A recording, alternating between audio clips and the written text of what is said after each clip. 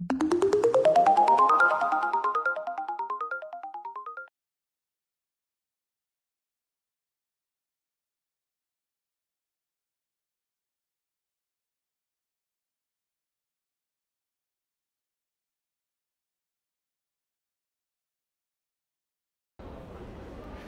nome é Nelson Merschlach, eu sou hematologista, coordeno o programa de hematologia e transplante do Hospital Albert Einstein, sou atual presidente da Sociedade Brasileira de Transplantes de Medula Óssea.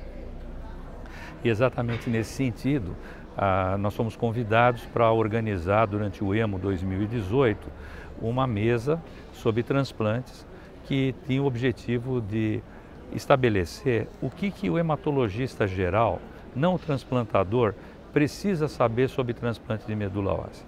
E nós destacamos 3 temas que são, na minha opinião, fundamentais. O primeiro é quando deve e quando não deve ser indicado um transplante de medula óssea. O segundo são as complicações do transplante de medula óssea, cuja complicação, talvez uma das principais, ou a principal, é a chamada doença do enxerto contra-hospedeiro. Então é importante que, como ela sempre trouxe muito medo para aqueles que indicam transplantes, a gente desmistificar um pouquinho essa doença e o que surgiu de novo para controle dessa doença. E finalmente, um aspecto que é extremamente vinculado ao transplante de medula óssea é a terapia celular. Quer dizer, a terapia celular hoje, ela pode ser um complemento ou um substitutivo ao transplante de medula óssea e ela deve e pode ser realizada em centros especializados de transplante. Então esses são os 3 temas que a gente vai abordar. Eu vou procurar ser bastante objetivo para não cansar ninguém. Então acho que o primeiro aspecto é o aspecto de quando indicar e quando não indicar. Eu acho que aqui o primeiro ponto que nós devemos colocar é que sempre se discutiu muito a questão da idade. Então, idade era um paradigma para se dizer alguém pode ou não pode fazer transplante e hoje idade não é mais um impedimento ao transplante. Isso porque as formas de você avaliar os pacientes deixou de ser exclusivamente cronológica. Ela tem aspectos culturais, aspectos biológicos, comorbidades, aspectos cognitivos. Então e isso é óbvio, a gente vê isso no nosso dia a dia, que você tem pessoas que têm idade acima de 65 ou 70 anos de idade e que têm uma performance muito melhor do que outros que têm 65 anos e que parecem muito mais idosos, muito mais limitados. Então, hoje, a avaliação de comorbidades e uma variação geriátrica ampla é o que define se uma pessoa pode ou não pode, deve ou não deve fazer transplante. O segundo ponto é quais indicações de transplante? Então, o transplante não é utilizado só para doenças malignas, como leucemia, linfoma, né? Ela é utilizada, além de para leucemia, linfoma, mieloma, ela é utilizada também para imunodeficiências, ela é utilizada para mucopolissacaridoses, outras doenças genéticas e hoje, inclusive, existe toda uma vertente em torno de doenças autoimunes que não respondem adequadamente ao tratamento. Então, o transplante ainda é uma arma valiosa, ele vem diminuindo muito os riscos nas suas indicações. Então, o que é importante é você indicar adequadamente. Então, todo paciente que tiver hoje uma leucemia mieloide aguda, que na classificação de prognóstico diz que ele tem mau prognóstico, ele deve, depois da indução, ser submetido a um transplante. Todo paciente com leucemia linfocítica aguda, submetido a um tratamento e que tenha condições de transplante e que tenha fatores prognósticos desfavoráveis ou não evolua com doença residual mínima negativa após indução, deve ser encaminhado para um transplante de medula óssea. Pacientes portadores de mielodisplasia de alto risco e que tenham condições de fazer transplante, devem ser encaminhados ao transplante, mesmo se eles foram submetidos, ou principalmente se foram submetidos antes a tratamento específico com agente hipometilante. Pacientes com mielofibrose, que tenham mielofibrose de altíssimo risco ou de alto risco devem ir para transplante. Mieloma múltiplo, ainda hoje nós separamos em 2 grupos de pacientes, os que podem e os que não podem.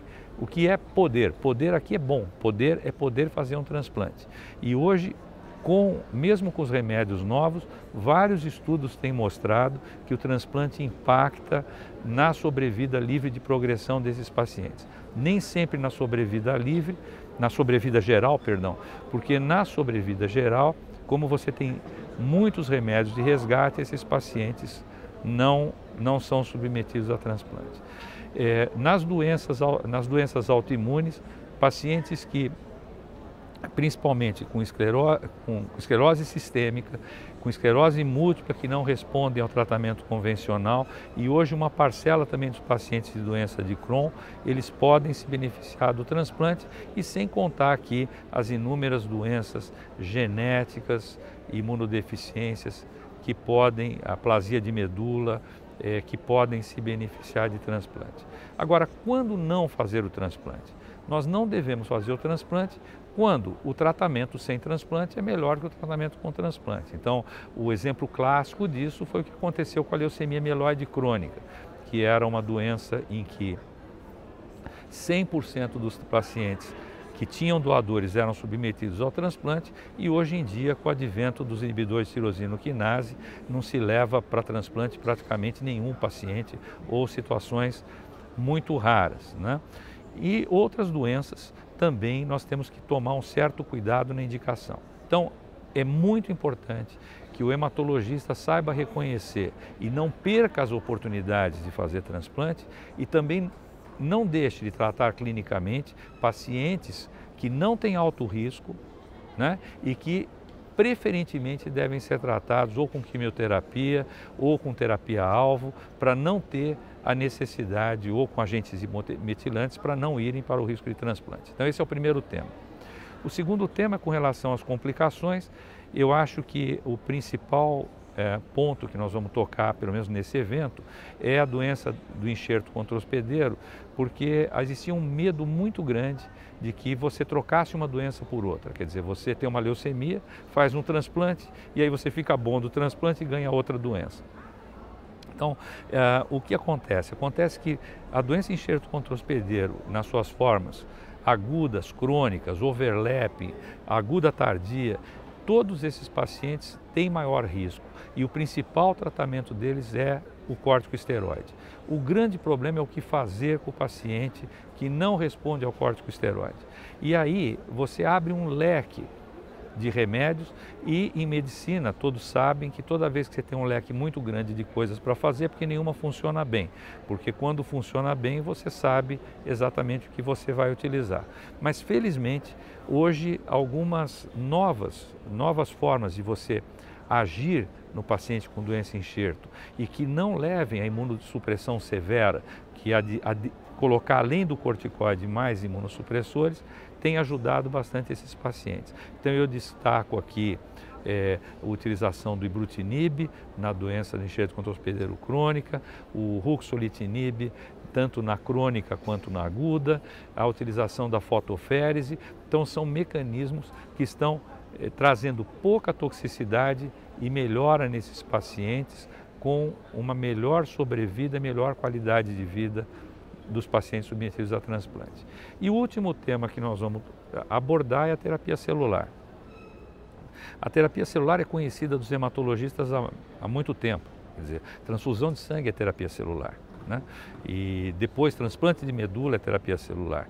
E hoje em dia o que nós estamos falando é da terapia celular, que está se enquadrando aqui no Brasil no termo de terapias avançadas, né? Que você utiliza aqui determinados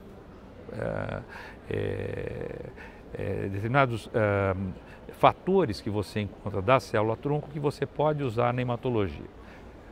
O mais comum deles é o linfócito mesmo, né? Então, antigamente, quando a gente tinha, ou até hoje, quando nós temos uma recidiva de um paciente depois de um transplante, você pode injetar linfócitos doadores, isso chama infusão de linfócito doador, e você pode reverter a doença. é um tipo de terapia celular. Isso pode ser utilizado também no tratamento de vírus, não específico. Você infunde o linfócito, ele vai atacar, por exemplo, um BK vírus, um citomegalovírus que está refratário ao tratamento, desde que você não provoque também o risco da doença enxerto, injetando mais essas questões. Mas hoje surge um grupo de novos tratamentos. Então, as células mesenquimais, elas são utilizadas em transplante principalmente para o tratamento da doença do enxerto contra hospedeiro. Então, ela faz uma imunotolerância no paciente e ela também vem ajudar os nossos pacientes com relação a isso. O uso das células NK tem sido utilizado no mundo inteiro, inclusive aqui no Brasil, pela doutora Lúcia Sila, que montou um laboratório específico no Sul para isso, e que você pode usar a célula NK tanto adjuvante ao transplante para ajudar a não ter recidiva, como mesmo em pacientes com doenças refratárias como única forma de tratamento. Você pode usar células T regulatórias, que também ajudam na doença do enxerto contra hospedeiro.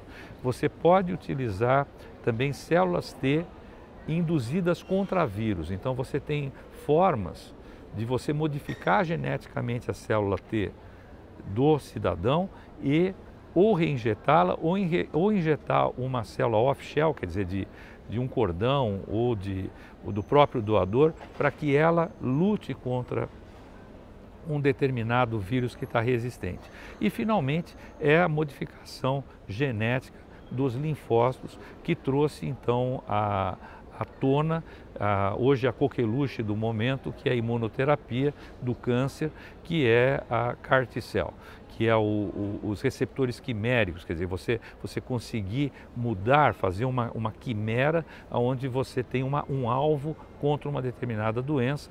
E hoje já tem mais de 400 trials sendo feitos nessas doenças, mas na hematologia principalmente. Nós já temos remédios, inclusive, já aprovados, que é um breakthrough, é uma quebra de paradigmas, onde a indústria farmacêutica hoje foi capaz de se juntar a um hospital, colher a célula no hospital, levar a célula para ser modificada e devolver para um hospital.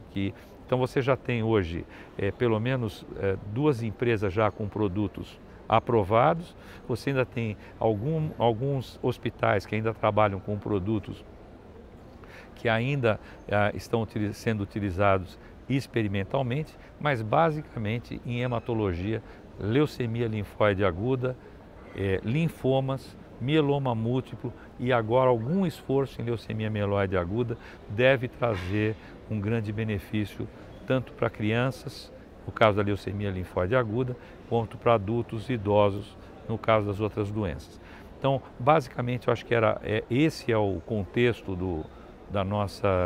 da participação do transplante nesse congresso. Tem outras várias inserções de transplante, mas nós achamos extremamente importante trazer essas informações para o hematologista geral, para que ele possa, de alguma forma, ter essa parceria com o transplantador em benefício do seu próprio paciente.